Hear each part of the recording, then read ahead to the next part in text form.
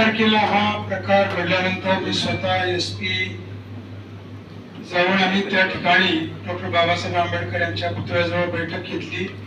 त्या संविधानाला देखील आम्ही हार अर्पण केला, महामानव डॉक्टर बाबासाहेब आंबेडकर यांच्या पुतळ्याला देखील हार अर्पण केला आणि त्या ठिकाणी सर्वांना आवाहन केलं शांततेचं। सर्वांनी त्या ठिकाणी मान्य केलं की आम्ही 11 तारखेला म्हणजे काल सकाळी आम्ही निवेदन देऊ, प्रातिनिधिक स्वरूपामध्ये आम्ही आंदोलन करू, कुठल्याही प्रकारचा हिंसा वगैरे होणार नाही अशा अनुषंगाने ही सर्व चर्चा झाली। काल साधारण 11:30-12 नंतर हा गैरप्रकार सुरुवात झाली।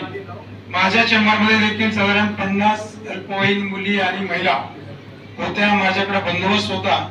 परंतु आपल्या संस्कृतीमध्ये महिलांच्या वरती आपण बळाचा वापर करत नाही, त्यामुळे आपण स्वतः अतिशय संयमाने, शेवटी त्या महिला होत्या, मुली होत्या, त्या माझ्याकडे बंदोबस्त भरपूर होता, तरी देखील मी त्यांना सांगितलं की आपल्याला कुठल्याही बळाचा वापर करायचा नाही, असा तो गैरप्रकार घडलेला आहे। एनिवे, झालेला सर्व प्रकार अत्यंत निंदनीय आहे। राज्यस्तरावरून मला सर्व जे आपले मंत्री, माननीय मुख्यमंत्री कार्यालय, सर्व ठिकाणाहून याची विचारणा झालेली आहे।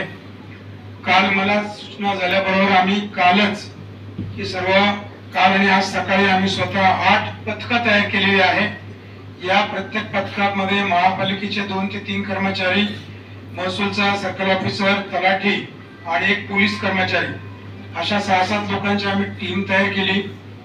भागनिहाय त्यांना त्या टीमला आम्ही वाटप केलेलं आहे आणि तुमचं जे काही नुकसान झालं असेल, दुकान असेल, गाळा असेल, टपरी असेल किंवा माल काही चोरीला गेला असेल, जे असेल ते वस्तुनिष्ठ पंचनामे आजच सुरू होतील। राधार म्हणजे सकाळी मी सर्वात पहिलं काम या टीम फॉर्मेशनचं सर्वात पहिलं काम मी 10:30 वाजता येऊन केलंय। त्यांना भाग वाटप करणं, आदेश देणं, महापालिकेच्या लोकांना ब्रीफ करणं, हे सर्व केलंय।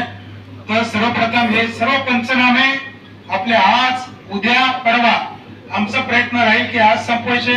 आज नाही संपले उद्या चालू ठेवू, उद्या नाही संपले परवा चालू ठेवू, परंतु एकही पंचनामा वस्तुनिष्ठ पंचनामे करू। तुमचं जे नुकसान आहे त्याचे पंचनामे आम्ही करू आणि शासन स्तराला सादर करू। या ठिकाणी भरोसा साहेब आहेत, बाकी जिल्ह्यातले लोकप्रतिनिधी पण हे पंचनामे लवकर व्हावे अशी अपेक्षा व्यक्त केलेली आहे आणि आम्ही त्याचं काम सुरू केलेलं आहे। हा एक भाग झाला। राहता राहिला